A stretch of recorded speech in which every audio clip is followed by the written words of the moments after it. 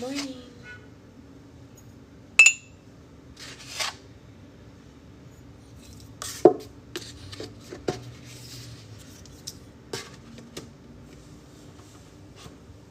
Happy birthday, Anya. Happy birthday from all of us to you. Yes, she's sleeping. Do I wear the baby all the time? I wear her whenever she needs to be worn. She's sleeping right now. I don't wear her every minute of every day, but a lot, yeah. Disney was great. So great. We had so much fun. She loves it. Oh my god.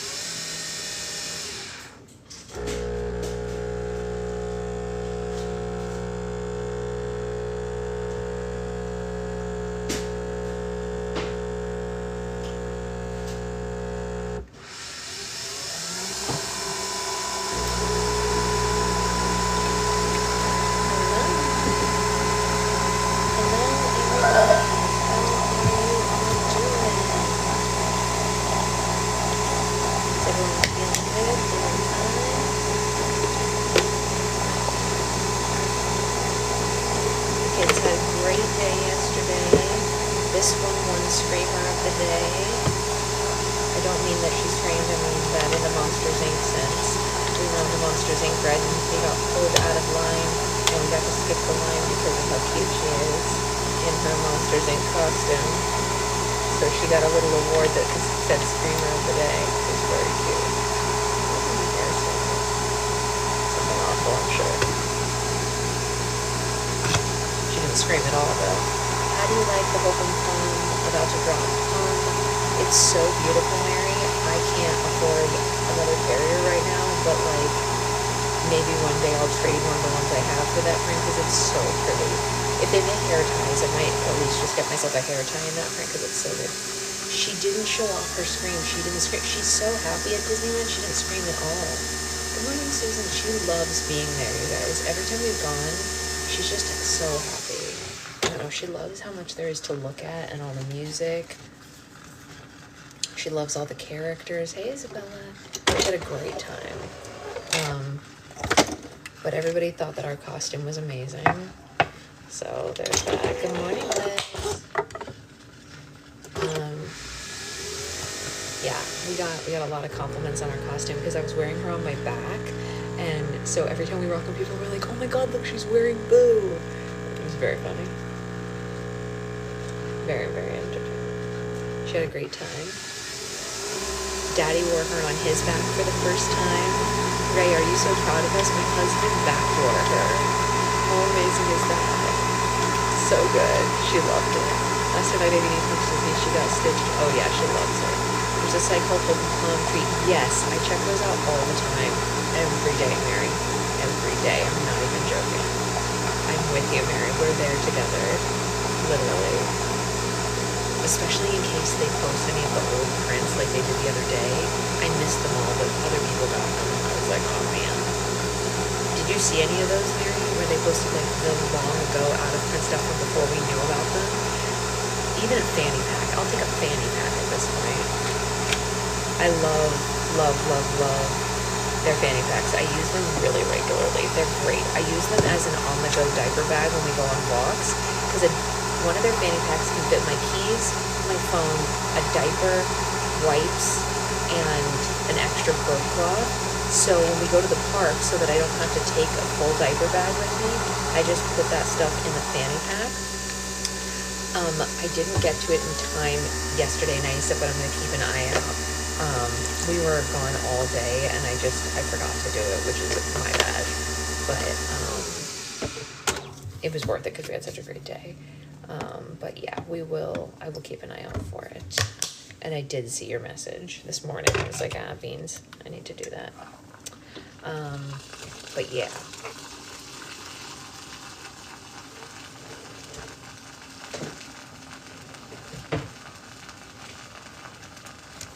bought tickets to early screening of Wicked. That's amazing, Liz.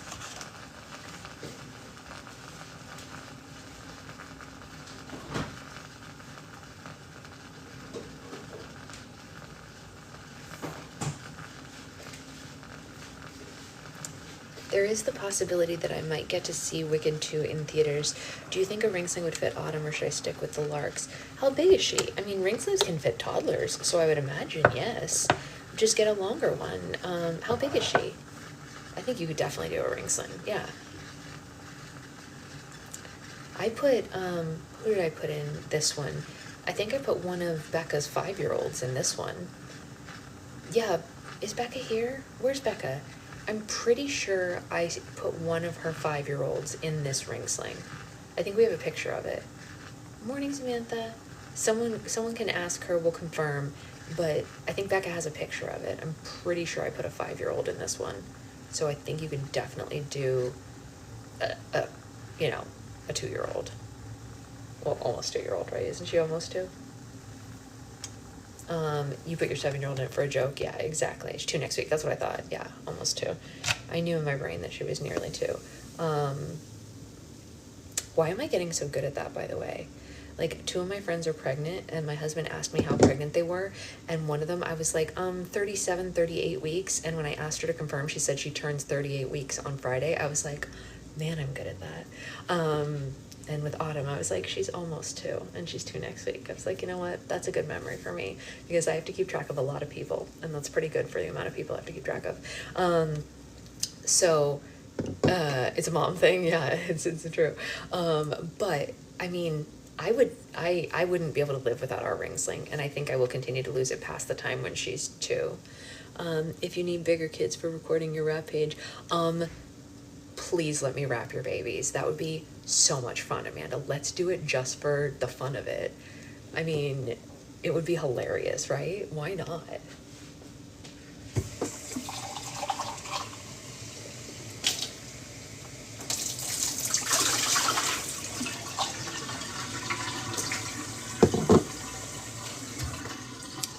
I forgot to grab my glasses.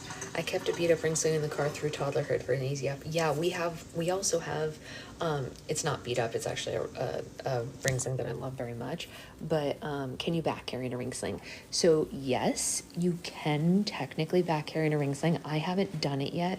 It's considered a very like advanced carry. I'm gonna try it soon, and then I will report back to you. It was multiple of the trips. Becca sent the pic. Okay, so multiple of the trips. I knew I put them in the Alice carrier from Ray. I know I did that because that's what they actually used. Advanced carry, not as comfy as a full back wrap. Yes. I am going to try it just to see what happens. Autumn loves wearing it. Yeah, I mean, I would just stick with using the Lark on your back if it were me, especially with a bigger kid. But obviously you can try it. Is there a new place for the book club chat? Yes, it is on Instagram currently. If you message me, I can add you to it. And then we're also I'm gonna dig into Discord over the course of the next couple of days and make sure that the Discord, that I know how to use it, because Susan so lovingly made us a Discord, and I don't really know how to use it yet, but I will learn. You know what I mean?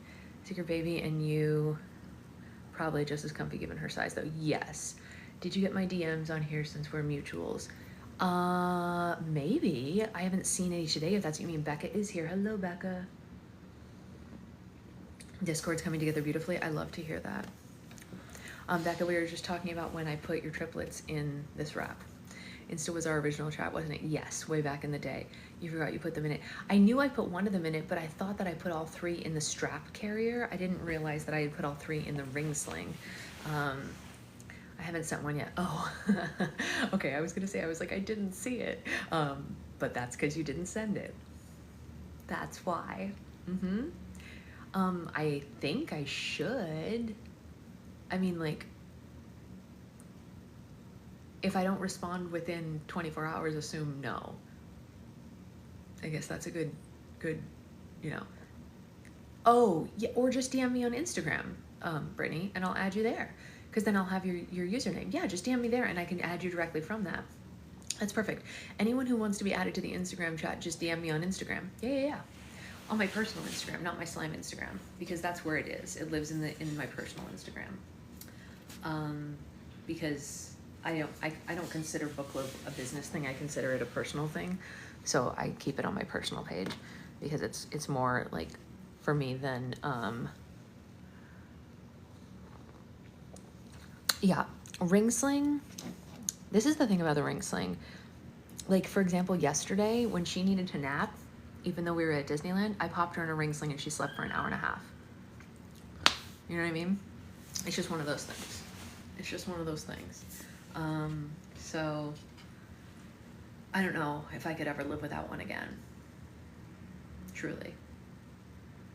My husband wears this and she sleeps on him in it too, you know? And it's not that she doesn't sleep in the structured carriers, she does. It's just different than a wrap. I don't know. She does sleep in the structured carriers, so don't get me wrong, she does.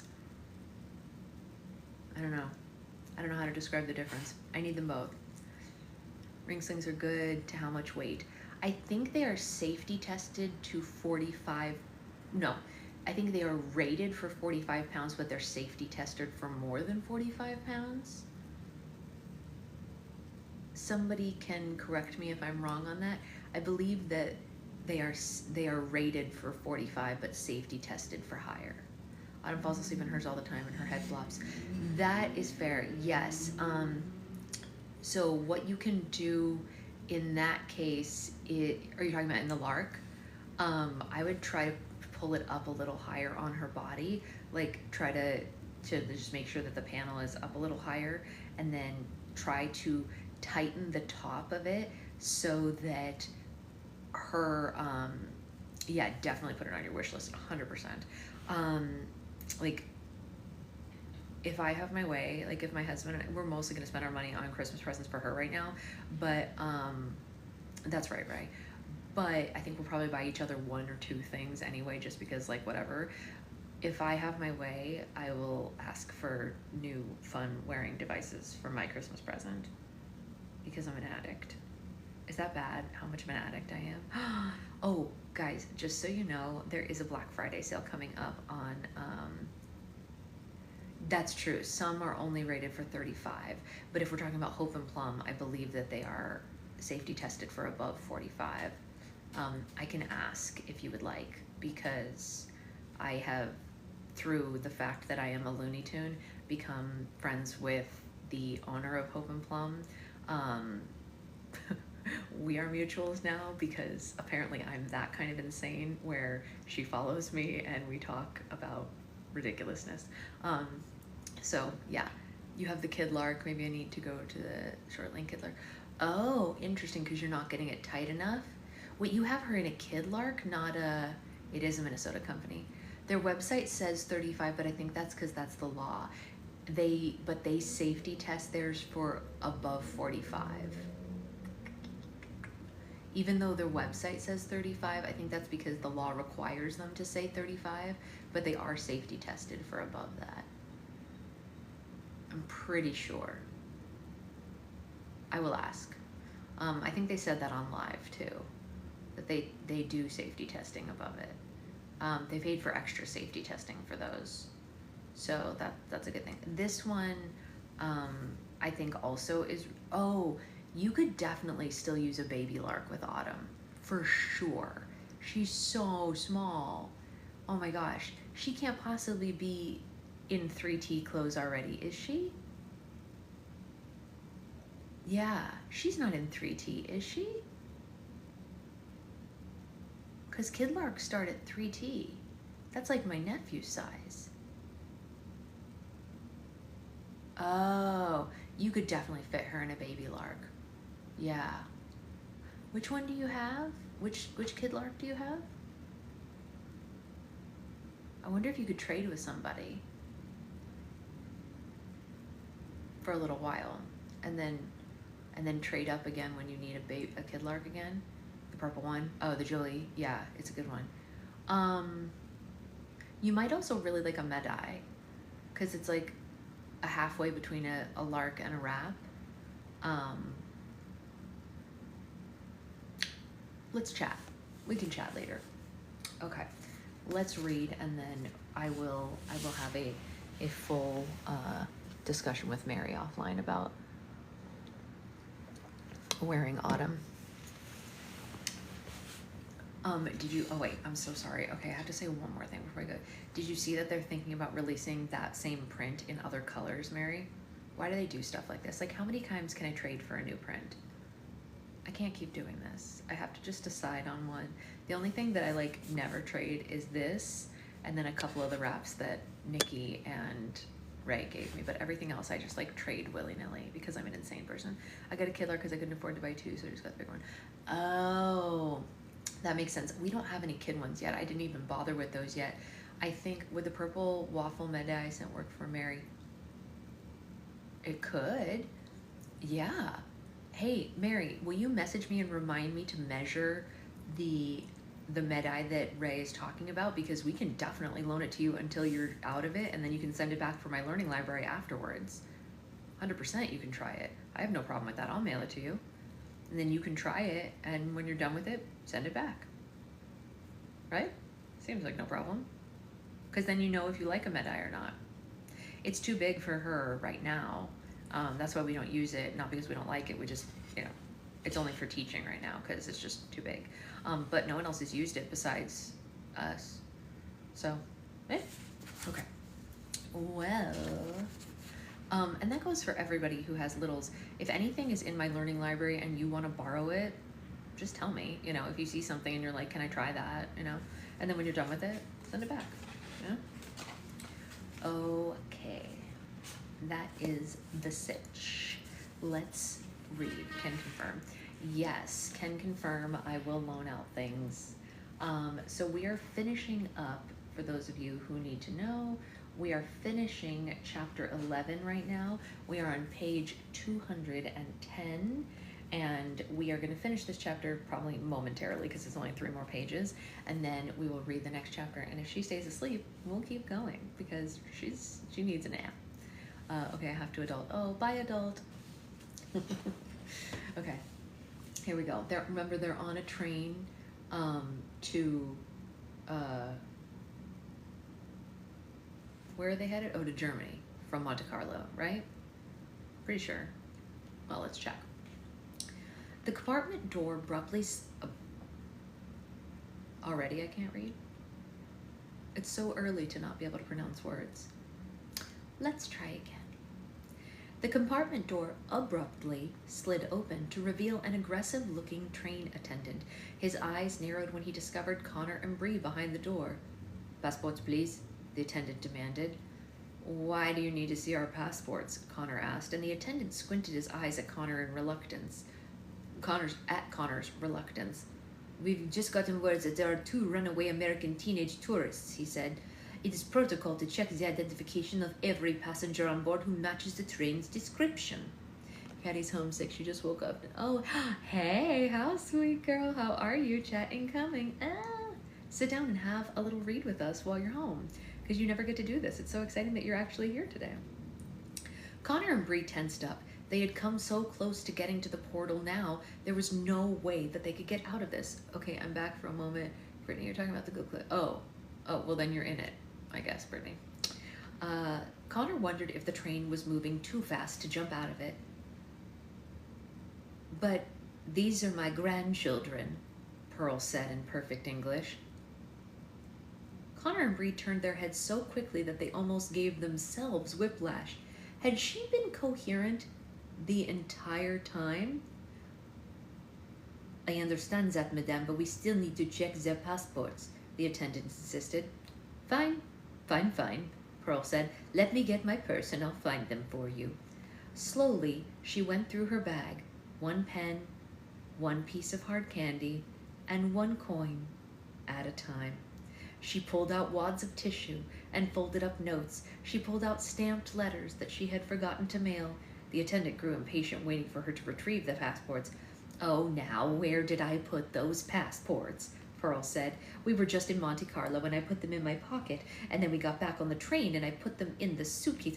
Oh, yes, that's where they must be. They're in my suitcase. If you wouldn't mind kindly waiting just another moment, I'll have a look through my suitcase for them. No. That's quite all right, madame, the attendant said, and he had run out of patience for the day. I trust you. Please forgive this disturbance. And he slid the door shut, and they heard his footsteps travel away down the train. Pearl put her belongings back into her purse, and then looked up at Connor and Bree. Both were staring at her with wide eyes and open mouths as if she were on fire.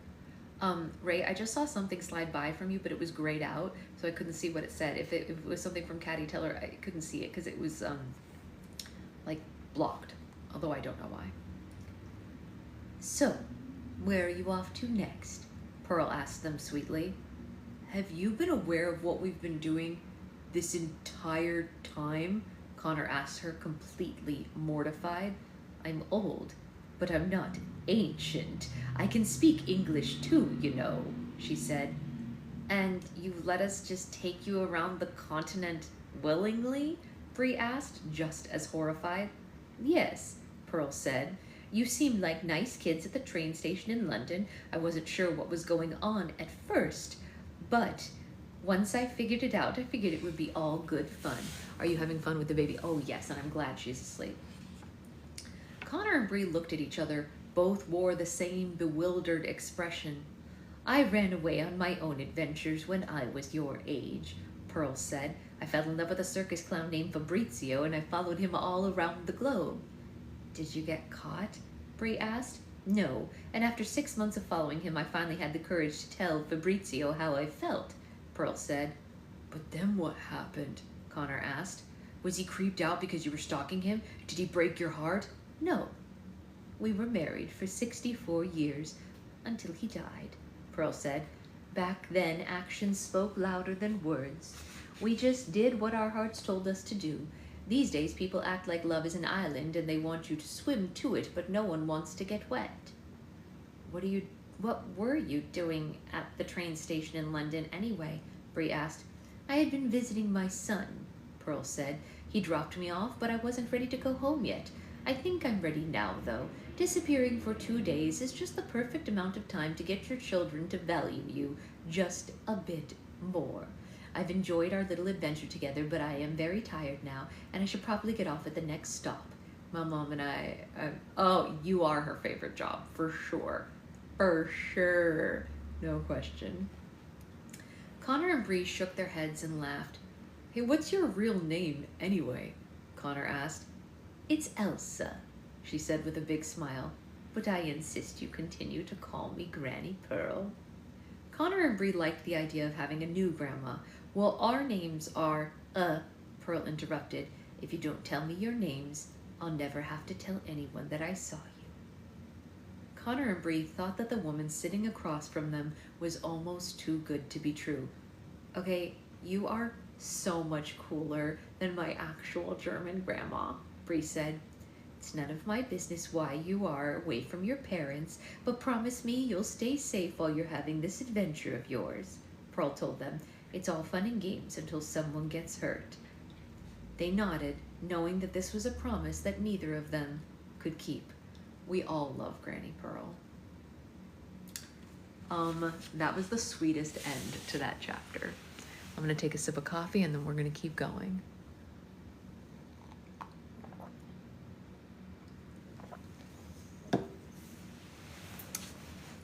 Granny Pearl really did them a solid. And now, dun dun dun, Chapter 12, The Secrets of Neuschwanstein Castle. I went there. You guys, one of the greatest disappointments of my life was that they do not allow you to take pictures inside the castle, so I could not show you all the things I think that they are talking about in this book. But it's so cool. If I can recommend one thing, yeah, Susan's right, it's so pretty. If you ever have a chance to go there, please, please, please go and enjoy it, because it's magnificent. It's truly magnificent. We got her a ton of stuff there. I'm happy you like your baby job now, but guess what? My new son. That is exciting. Oh, you got some cool stuff in there, Miss Caddy. I also have to tell you, Caddy, I heard we need to do something special for your birthday. Keep me posted once you decide what your birthday party theme is going to be. Okay, let's read The Secrets of Neuschwanstein Castle. So nobody's pins are working. I can see that Liz and Amanda are trying to pin things, but it's not actually pinning anything, which is silly pants. I hate it. How many of them, Jen? Because yours was definitely sent. Oh no, wait, Jen, you might be one of the people who actually got everything in one package. I can't remember. Anyway, let's read chapter 12, Neuschwanstein Castle. It doesn't work in that accent at all. Let's go. You know what I need to do? I need to start using, my husband makes jokes about our wedding photographer, the woman who took all of our photos, because she had the funniest way of saying the word cool. HelloFresh box, that's funny, yes. I was missing ducks, but TikTok is just doing some weird stuff. So she would always say, it's cool, it's very cool. So that's how I have to do the German accent, because she was German. So I have to remind myself, she would say, it's cool, cool. The train from Monte Carlo arrived in Munich at 6 o'clock the next morning after making a few stops along the way. They tried sleeping as much as they could, but they didn't manage much rest. Connor and Bree made sure that Pearl was safely aboard the train that would take her home before they left the station. When Connor and Bree left Germany 2 days prior, neither of them would have thought that they were returning so soon. And just like every other city they'd seen so far, Munich proved to be a world of its own. Yeah, no pinning for anyone apparently, and that's blocked too. I can see it, but it's blocked from everyone else printing. It was a city of spirals and clock towers and pointed roofs. There were beautiful buildings with stained glass windows and handcrafted wooden doors. Statues of religious and mythical figures were mounted on roofs and balconies to keep watch over the busy streets. I can't believe how close these countries are, and they're all so different, Connor said. And you really don't even know a place until you've been there, Bree said. You can look at 100 pictures and dozens of maps, but unless you've been to the city and felt its pulse, you really know nothing about it. Connor couldn't have put it into better words himself. With no time to lose, they brainstormed how they were going to get from Munich to Neuschwanstein Castle. I got some bad news, Connor said. We're almost out of cash. I mean, I've got enough to get us food for a couple of days, but that's about it. I don't know how we're supposed to get to the castle now. Don't worry. I've got an idea, Bree said. Let's find a hotel and we'll pretend we're staying there, and then we'll trick the concierge into giving us what we need. Let me guess, this also happens in one of your crime books? Connor asked. No, I figured this out myself, Bree said proudly. My grandma lives in a condo in Atlantic City next to a bunch of hotels. There were summers that I never paid for lunch even once. They walked up and down the streets until Bree found a large and fancy hotel ideal for her plan. The hotel was painted yellow and had the flags of several different countries displayed on it across from its revolving doors. They pushed through the doors and Bree got in line to speak with someone at the front desk. Connor waited a few feet behind her. She said that she was confident enough to do this alone, or perhaps she just didn't want Connor hovering over her. Guten Morgen, Gnagen Frau, the man at the concierge desk said. Guten Morgen, it's good to see you again, Bree said, even though she had never seen this man before in her life. I was wondering if you received any messages for me while I was out? Oh? The concierge said, and he looked awfully confused, like he could have sworn they had never met. What room number? He said. It's 723, Bree said, as if she had told him 100 times already. And what is your name? He asked. Bree Campbell, she said honestly, and acted a little hurt that he didn't remember it. But as you should know, the room is under my stepfather's name.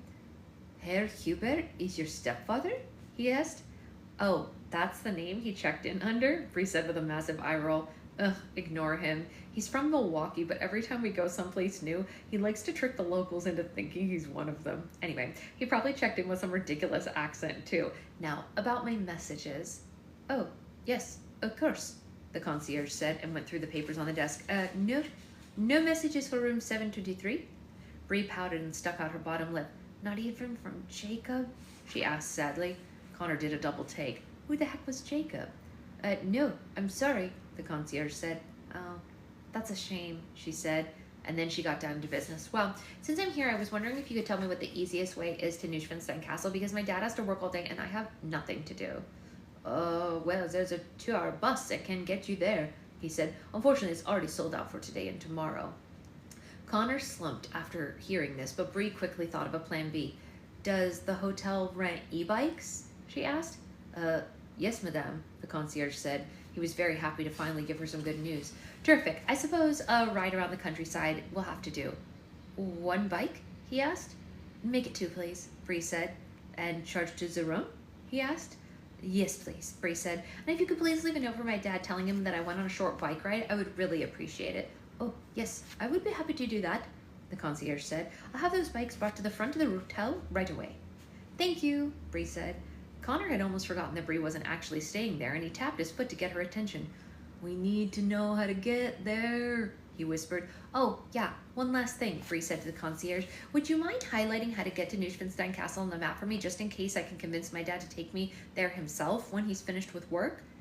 The concierge nodded and highlighted the route for her on a small map. She thanked him again and waited with Connor at the front of the hotel for their bikes to be brought out. You're really good at that, Connor said, like, scarily good. Bree's head was lost in the map. Okay, judging from this map, the castle is roughly 80 miles away, meaning we're going to be on bikes all day, she said. Oh, no, Connor said, looking down at the suitcase that he'd been looking around the entire trip. What am I supposed to do with Betsy? Just check her in at the front desk. Tell them you're with me, Bree said, and she handed him her bag to store as well. I guess this is where we part, old girl, Connor said sadly, and he removed the piece of the mirror from the suitcase and put it in his jacket pocket. He had just realized now, with being in Munich, that he had taken Betsy on just as many adventures as Bob had before him. He took her back inside and checked her in under room 723, not knowing if he would ever see her again. A man from the hotel brought Connor and Bree each a bike, and they began their long ride to Neuschwanstein Castle. Bree took the task of leading, steering her bike with one hand while constantly looking down at the map with the other. It took them an hour or so to pedal away from Munich from the Munich traffic, and they entered the German countryside. As soon as they did, the magnificent Alps came into view. They were unbelievably tall, as if they had been painted against the sky. It's so true. It really does look like that. After 7 weeks, the couch is finally being delivered. Yes! Their sharp, jagged peaks were sprinkled with snow like white in an old man's beard. They stood imperial like giant soldiers guarding their homeland, and as they rode deeper into the scenery, the ground rose with the Alps' altitude. Connor and Bree looked in wonder at the grassy hills all around them. They were convinced that Germany was the greenest place on earth. When we got there, what my husband said was, Germany's countryside, like in Bavaria, it looks like the default, like what you would see on like a computer background when you open a computer for the first time and you haven't set your personalized background yet. They just have like some hills that are green. Germany is the default. It's like what you expect. It's so beautiful. It like doesn't look real. You look at it and you're like, are you sure this isn't a picture? Because it's so good. Occasionally, a village appeared on the side of the road. Each was more picturesque than the last, with their orange roofs set against the high backdrop of the azure sky behind the Alps. The scenery was so beautiful that it didn't seem real. Connor never knew that the world could be so gorgeous, and with every mile of their journey he saw something that reminded him of the land of stories and just how much he missed it. Clouds began rolling in from beyond the mountain's peaks and covered the countryside like a thick, fluffy gray ceiling. It was hard to tell where the mountains ended and the clouds started. After a few hours of biking, Connor and Bree pulled into a tiny town called Obermung. Oh, well, I have no idea. Oh man, this is a word. Obermungergau? Oberammergau. To get a bite to eat. I'm going to spell it for you. You ready for this? Hang tight. O-B-E-R-A-M-M-E-R-G-A-U. Oberammergau.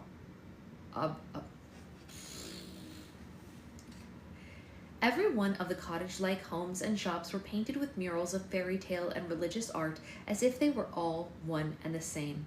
Connor and Bree stopped to admire an adorable house painted with iconic scenes from the story of Little Red Riding Hood. I can never tell Red about this, Connor said. She's already got a huge head. I can't even imagine how she would act if she knew that she got painted on the sides of buildings in the other world, too. They were delighted to see how well represented the fairy tales were in the center of town. There were statues of trolls and Humpty Dumpty, shops were filled with toys and trinkets of puppets and all the classic storybook characters. There was even a small inn called the Hotel Wolf, where Connor and Bree chose to eat. I feel like we're eating lunch in Red Riding Hood Kingdom, Connor said over lunch. If these people only knew what we knew, Bree said. Connor looked down at his food. Yeah, he mumbled sadly. What's the matter with you? Bree asked. He was hesitant to tell her what was on his mind. I never want anything to happen to my sister or my grandmother or anyone in the land of stories, he said, but there is a small part of me that hopes the portal does open because that way I can see them again. Bree smiled gently. I don't think there's anything wrong with that, she said. We'll just try to think of the situation as a win-win. If the portal's closed, your friends are safe, and if it's open, at least you get to see them again? Yeah, while they're being attacked by thousands of French soldiers, Connor said. Maybe the soldiers changed their mind while they were in the portal, Bree said. 200 years is a long time for self-reflection. They could have rethought the whole universe domination thing or something.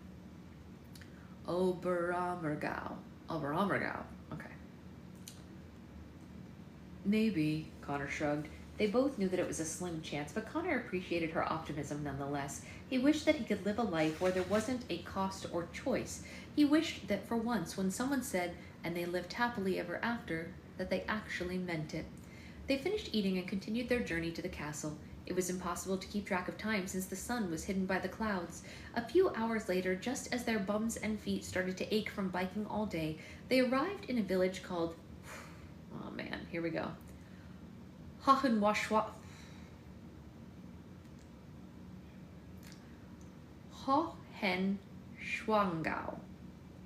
Hohenschwangau, I think. Connor and Bree could see the tips of the towers belonging to Neuschwanstein Castle, hidden by the trees in the hills above the village. It felt like a giant was peeking over out of them. Don't you laugh, Brittany. We made it, Bree said cheerfully, and it only took us, 9.5 hours? Only? Connor asked, groaning as he dismounted from his bike. I think I'm gonna have a bicycle seat shape dented into my butt for the rest of my life. I mean, you know, I think. Why do they do this to me? Hohenschwangau was an incredibly tiny place and mainly consisted of restaurants, inns, and souvenir shops for tourists visiting Neuschwanstein. The village was also home to smaller, older castles that sat on a hill across from Neuschwanstein. Oh, I saw that. If I were reading it on my own, I would call it H-Town. Yeah, for real. It was square and golden and almost completely forgotten by the travelers roaming the village. Glass kiosks lined the center of the village sold tours of Neuschwanstein. A long line of tourists waited outside for buses that took them up the path into the hills and to the castle. Okay, I think I have a plan, Connor said. We'll go on a tour of the castle, and we'll stay in the very back of our group so that we're easily forgotten, and then when no one's looking, we'll find the perfect place to hide. And then at night, when all the guides and guests have gone, we'll give ourselves a tour of the castle, and we'll find the portal. That sounds like an excellent plan, Bree said, and they chained their bikes to a bike rack and went to purchase their tickets. But just as they walked up to the kiosk, a sign written in many languages was placed in the window. Alturen von Schloss Neuschwanstein sind für den Restaudag ausverkauft. All tours of Neuschwanstein Castle are sold out for the rest of the day. Tous les billets pour les visiter du château de Neuschwanstein ont été vendus pour le reste de la journée. Tutti I giorni di Neuschwanstein Castle sono giurati per il resto della giornata. Oh no, Connor exclaimed. What are we supposed to do now? Well, let's see if we can just get a better look at the castle, Bree said. Maybe there's a window or something that we can sneak into. They walked down the road a little ways from the village, and more of the castle's towers came into view. It's no use looking from down here. We're going to have to go up the hill and get a closer look, Connor said. He tried his best to fight the disheartening thoughts that were creeping over him, but the situation wasn't looking great. If the street below the castle was that crowded, the castle must be packed with people. It would be impossible to snoop around without looking suspicious. Hi, baby. I speak Italian, yeah. But those were all written in here. I just read what was written, but I do speak Italian in real life. Hi. Hi, what time is it? Let's see. Let's see. 9:04. Okay, it's 9:04. You woke up at 9:04. It's not too bad. It was almost an hour nap. Almost.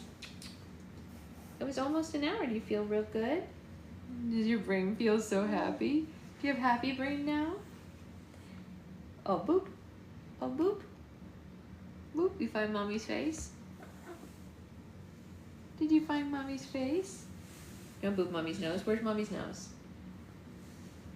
Where's mommy's nose? Can you find it? Where's your nose? Boop. There's your nose. Where's mommy's nose? Do you see it? Where is it? Where's mommy's nose? You think it's silly? You don't want to boop mommy's nose? Usually you do. Do you want out? Do you want out? Do you want to sleep more or you want to go in the pen?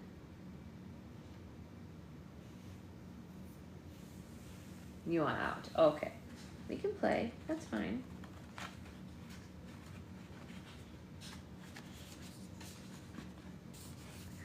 Okay.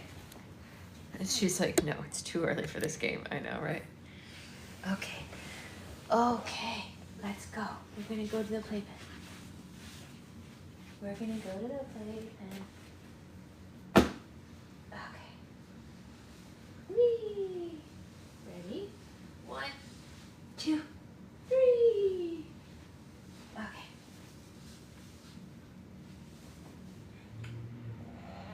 I'm coming. Just give me a second. I have to get the coffee. Oh, my pants are on inside out. Oh, that's fun. I just realized that. Mommy's wearing her leggings inside out. Is that so silly? Is mommy so silly? Yeah, mommy's silly, huh? Okay, I'm gonna put the tripod right here. And I'm gonna come in there with you. Okay, over here you go. There you go, Angel. Sweetie. Okay, and our friends are gonna come Tower of Terror in 3, 2. Oh, there's Dada. Do you see Dada? There he is. Did you say hi, Dada? Yeah, but I didn't know before either. Okay. Okay. Let's keep reading. You see Dada? There he is. Hi, Dada.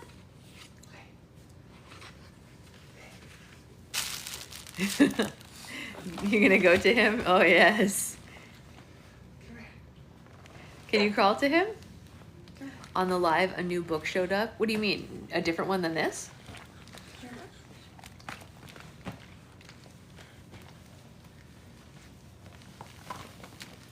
Good job, sweetheart. Good job. Who's the best baby? Wow, big girl. We finished the purple one, so we're on to this one now. Yeah, we finished that one. Yes. Yeah, I listed all the previous books too. Oh, where are you guys going?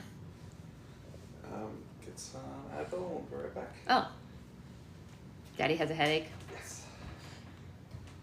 Okay, let's keep going. Bye, honey. See you later. Don't frown, honey. You're fine. If the street below the castle was that crowded, the castle must be packed with people. It would be impossible to snoop around the window without looking suspicious.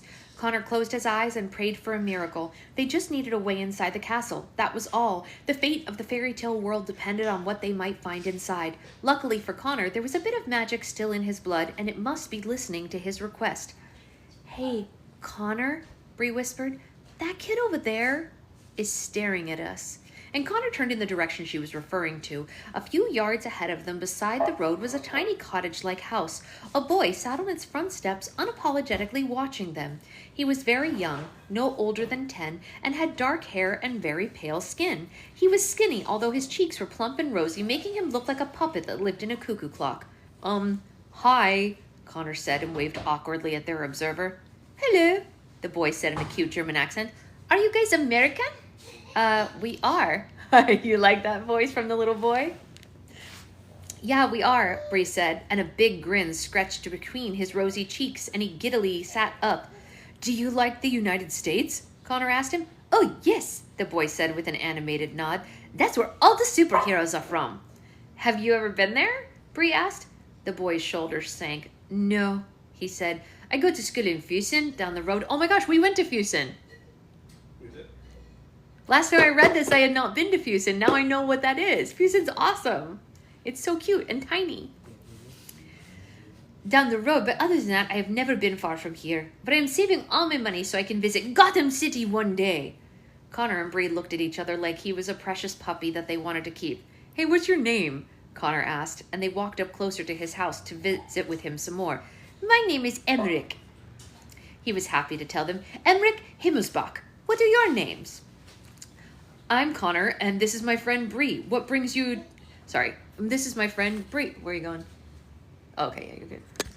Yeah, I can come out of here so you guys can come in. That's okay. Do you want to come in here with her? No. Let's see if she's happy like this. Okay, if not, I can move. I can go back over there. What brings you to Hoschentumwag? I'm never going to pronounce that right. He said, and then he quickly corrected himself. Oh, that was a silly question. You're here to see the castle, right? Everybody comes to see the castle. Yes, Bree said. Have you ever been inside the castle before? Oh, yes, many, many times, he told them. My grandfather used to give tours to the castle, and my mother works in a gift shop in the village, so there isn't anything I don't know about the place. Well, we were here to see the castle, Connor said dejectedly. We rode bikes all the way from Munich, but the tickets are all sold out. This completely blew Emmerich's mind, and he almost fell over just hearing it. You rode bikes all the way from Munich? He said with enormous gestures. Why would you do that? And suddenly, an idea came to Connor's mind. He looked at Bree, and he could see the light. She could see the light in his eyes. She was prepared to go along with whatever it was he was thinking. Well, we would tell you, but we don't want to endanger you, Connor said. Yeah, you're far too young for this, Bree added. And Emmerich's eyes grew wide and his mouth fell open. Tell me what? He asked. I'm afraid we can't tell you, Connor said. It would blow our cover if anyone ever found out. What are you covering up? Emmerich asked, desperate to know. You can tell me. I don't have any friends. I won't tell anyone. Oh, God, that's heartbreaking. Connor and Bree looked at each other. They had him right where they wanted him. Well, we came to Germany to hide something, Connor said. We were hired by the United States government because no one would ever suspect travelers to be kids traveling with it. Emmerich put his hands on his cheek. Curiosity was eating him alive. What are you trying to hide? He asked, and Connor pulled the panpipe from his jacket pocket and showed it to him. This. Emmerich gasped before knowing, bless you, what it was. Wait, what was that? It looks like a panpipe, but it's actually a weapon, Bree said, and a very bad man wants to get his hands on it. And you want to hide it in Hoschenmuswang? I can't. I'm just the worst at this name. Emmerich asked, and they nodded. Yeah, we were going to hide it in the castle, Connor said. That way no one would ever suspect anything, but it's a historical item, and since there aren't any more tours, we're just going to have to hide it somewhere else. Sorry to bother you, Emmerich, Bree said, but we really need to get going now. We need to be out of the country by nightfall so that they don't find us. And they turned to leave, but Emmerich ran to stand in front of them. No, wait, please, he said. I can take you to Neuschwanstein Castle if you want. But how can you do that? Connor asked, and Emmerich looked around to make sure no one could hear them. I know a secret passage into the castle, he explained. My grandfather took me there once. Connor and Bree's spirits soared hearing this, but they had to remain calm to keep their cover. I don't know. I'd really hate to put your life in danger, Emmerich said. But I'm putting my own life in danger by offering, he pleaded. Please, I can even keep an eye on it for you after you leave. They took a few steps away and they huddled with their backs to him, pretending they were thinking it over. You're a genius, Bree whispered to Connor. What are the chances that we would find someone who could lead us to a secret passage into the castle? Yeah, what are the chances? Connor whispered back with a smile, but he knew deep down there was a bit of fairy magic inside of him, although he never would have openly admitted it. They forced their excitement to fade from their faces, and they went back to Emmerich. All right, Emmerich, if you promise never to tell anyone about this, we will let you take us inside the castle, Connor said, and Emmerich jumped up and down. This is the most exciting thing that had ever happened to him in his young life. I knew there was something special about you, he said. I've seen enough movies to know a secret agent when I see one. When do you want to go? Sometime after dark, Bree said, so no one will see us there. Great! I can meet you at Mary's Bridge after dinner in an hour or two, Emmerich said. My mom will kill me if I miss dinner, even if it was to help save the world. Sounds good, Connor said. Where's Mary's Bridge?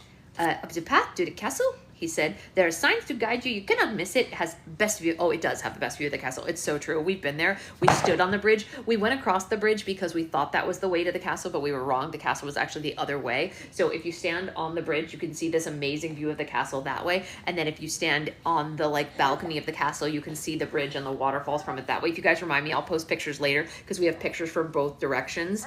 So great. Anyway, he hurried past them and ran up the steps to his house. Connor and Bree sighed with relief at the same time. Okay, well, so far we've run away from our principal, we've kidnapped an old lady, we've lied to a concierge, and now we've tricked an innocent German boy into believing that we're secret agents, Bree listed. Does that make us bad people? Nah, Connor said, shaking his head. Sometimes you have to do the right thing for the wrong... Sometimes you have to do the wrong thing for the right reason. Now let's go check out this bridge. I'm anxious to see the castle. And they returned to the village and followed the road up to the castle. There were many signs pointing to various things that could be seen in the hills, but they followed the arrows to Marienbrook, Mary's Bridge. The bridge was very long and narrow. It was wood with an iron railing and stretched from one cliff to another. Several tourists braved the bridge and took pictures of the mountains and forest around it. Connor and Bree faced mild cases of vertigo during their first steps out onto the bridge. They weren't expecting to see a waterfall and stream several feet.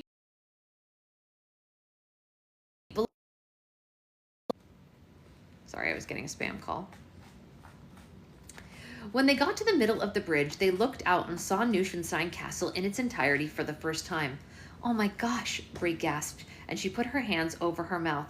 I can't even believe that I'm seeing this right now, Connor stuttered. It was easy to believe that Neuschwanstein Castle was referred to as one of the wonders of Europe because it was a massive white structure with thousands of windows, dozens of tall towers, pointed roofs, and sharp spirals the color of the night sky. The castle sat on a stone base surrounded by trees at the peak of the hill, which made it look like it was growing out of the mountainside. Connor had seen many impressive structures in the land of stories, but never one like this in his own world. Neuschwanstein Castle had been built brick by brick with the hands of man, using no magic whatsoever. I would say this is amazing, but that would be a serious understatement, Connor said. You're right, there really are no words, Bree said. It's funny that we're the only ones who know that there's a portal to the fairy tale world inside of here. You'd think that that would be obvious. Block beads are pretty great, it's true. Connor couldn't agree more. The luscious green mountains surrounding it, the clear lakes reflecting the thick gray clouds in the sky. Is that why you went there? Were you looking for a portal? Yeah, totally. You didn't tell me. Very funny. I could have helped you look. Yeah, probably. And the small villages stretched for miles into the horizon. They made him feel like he was looking at something otherworldly. It was as if a piece of the fairy tale world had penetrated through the seam of the other world and had been named Bavaria. In a few short hours, they waited for Emmerich to arrive, and it went by quickly as they took in the sights around them. Night had fallen over the German countryside, and the tourists slowly disappeared until Connor and Bree were the last ones on the bridge. They saw a small light in the trees, and soon Emmerich emerged, walking toward them with a flashlight in his hand. Guten Abend, Emmerich said. You ready to explore the castle? Emmerich led them to a path that crisscrossed down the hillside to an observation deck near the waterfall. They crawled over the railing of the deck and then followed the stream all the way down to the bottom of the hill that the castle was perched on. Careful, don't get your shoes wet, Emmerich warned them, and the closer they got to the hill, the further the stream seemed to flow to the land beside it. It was like an overflowing bathtub. The bridge, the castle, the mountains disappeared from the view behind the thick trees that surrounded the base of the hill. Built into the side of the hill, disguised by a layer of dirt and rock, was a rounded door. Emmerich felt around for the steel handle and then heaved the door open. "This way," Emmerich said happily, and Connor and Bree crawled through the door after him and into a long stone tunnel. The tunnel twisted and turned for what felt like miles under the castle. Without Emmerich's flashlight, it would have been pitch black, and eventually the three arrived at the end of the tunnel, and Emmerich pushed through another circular door and into a small storage room of a gift shop. "This used to be the servants' quarters," Emmerich said. "Now stay close behind me. I have to go punch in a code before the alarm goes off." They went past the gift shop and into a hall dedicated to the history of the castle's construction and design. Oh, we went there. A large replica of the castle sat in the middle of the hall, and the walls were covered in photos of the castle being built and illustrations of its early concept art. Emmerich found a keypad behind one of the photos and typed in a long code. A green light blinked when he was finished. "Neuschwanstein is ours," Emmerich said. "All right, Emmerich, take us on this tour," Connor said. "We want to see everything." Emmerich marched them down the hall and up a spiral staircase. The lavishness of the castle then began. The circular walls around the staircase were covered in wallpaper patterned with dragons and symbols that they didn't recognize. "This place gives me the creeps," Connor said. "Yeah, me too," Bree said. "I love it." You think that's funny? Product registration. Wow, so cool. "A lot of people think that it's haunted," Emmerich said. "Many visitors have claimed to see ghosts moving past the window at night or hear sounds coming from inside even when it's completely empty." Connor gulped and Bree grinned. At the top of the stairs, they passed a statue of a dragon standing like an overgrown watchdog guarding the hallway. "I'll show you the throne room first," Emmerich said, and guided them down the hall. Every inch of the hall was decorated with wallpaper of diamonds or checkers or a floral pattern.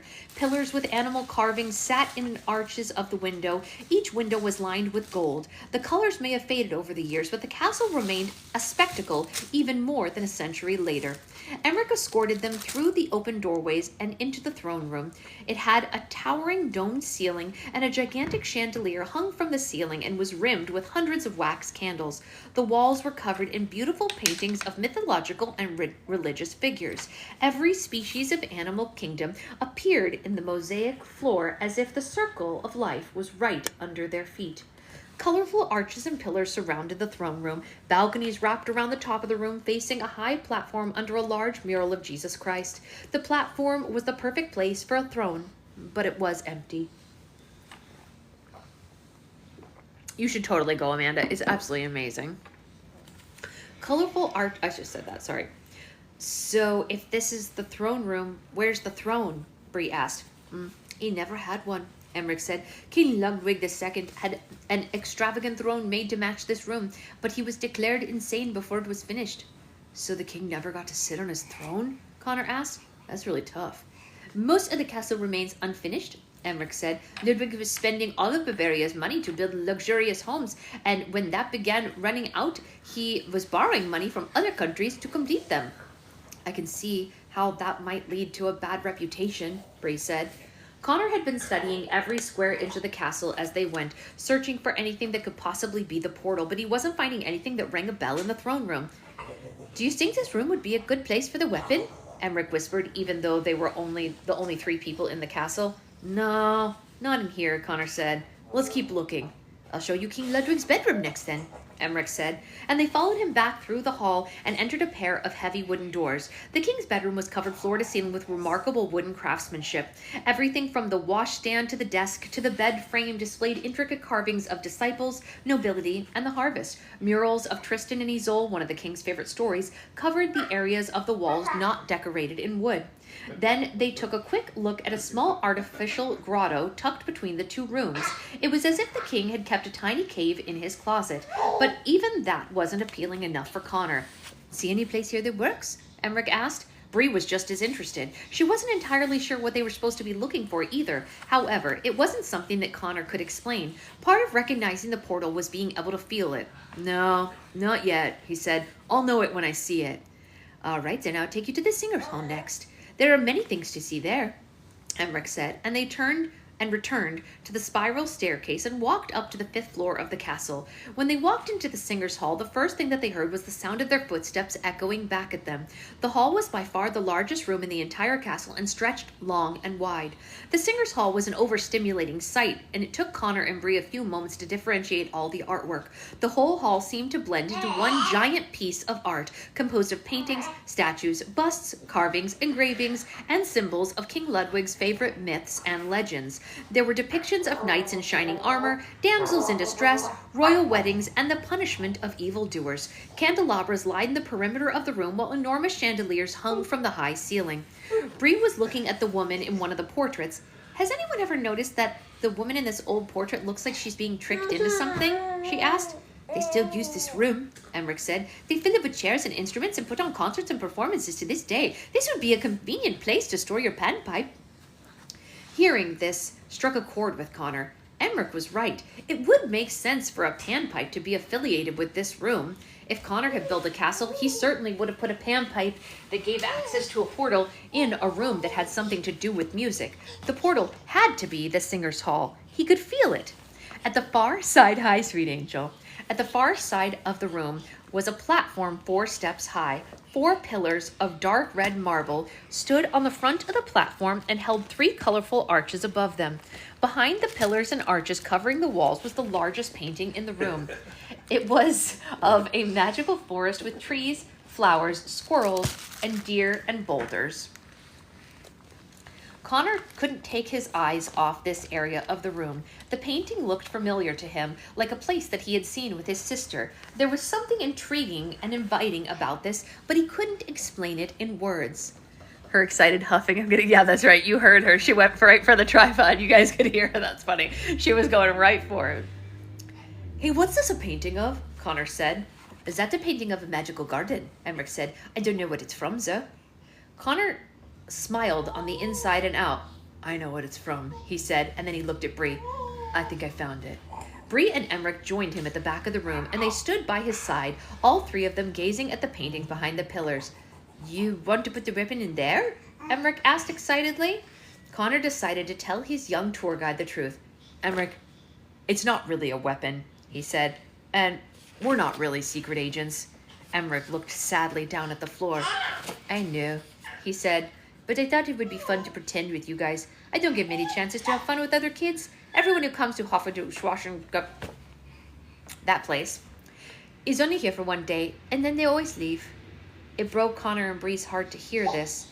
He was the second person on this trip to let them manipulate him due to their own loneliness. Bree leaned down so that she could look him right in the eye. Don't worry, Emmerich, she said. We have to check something out now, and if it works out, it's going to be so much cooler than anything that secret agents could ever show you. Emmerich looked curious. Bree nodded to Connor, and he took the panpipe from his jacket pocket. He looked over the notes carved into the back of it and double-checked that he knew which cylinder played which note. The middle cylinder should be C, middle C, Bree said. At least that's how it works on a piano. My mom made me take lessons when I was younger. All right, here goes, Connor said, and he blew the first 4 notes into the pipe and paused for a second before blowing the remaining 4. She all right? Yeah. Yeah. No, I was holding my hand out in case we went. I guess this is here. So yeah. She's got the water mat there. Yeah, exactly. That's why I was watching. They were pure and chilling notes in an empty castle hall. The notes echoed through like all the noises they had made, only they never stopped. The sounds only increased more and more, causing the whole hall to vibrate. The chandeliers above them began to sway, and the floor started to rumble. What is happening? Emmerich shouted, and he covered his ears and looked around the hall in absolute horror. Suddenly, a bright flash of light appeared between the 2 pillars in the center of the platform. The light grew and started to swirl, and the larger it became, the faster it spun. Soon the entire back of the hall was covered in light. Oh no, Connor said, and he locked eyes with Bree. It works! We can access it from our side. That means the portal has been reopened and the French soldiers are... And the 3 of them jolted forward against their will. The light abruptly turned into a swirling vortex and was pulling them inside. Run! Connor yelled, and the three of them ran for the other side of the hall, but the vortex was too strong. Emmerich grabbed Bree, Bree grabbed Connor, and Connor grabbed one of the candelabras bolted to the wall. They dangled in the air as the vortex only grew stronger. Emmerich lost his hold on Bree, Bree lost her grasp on Connor, and Connor's grip slipped from the candelabra. All three of them flew into the air and were sucked into the circling light. Connor, Bree, and Emmerich disappeared into the vortex and vanished from Neuschwanstein Castle.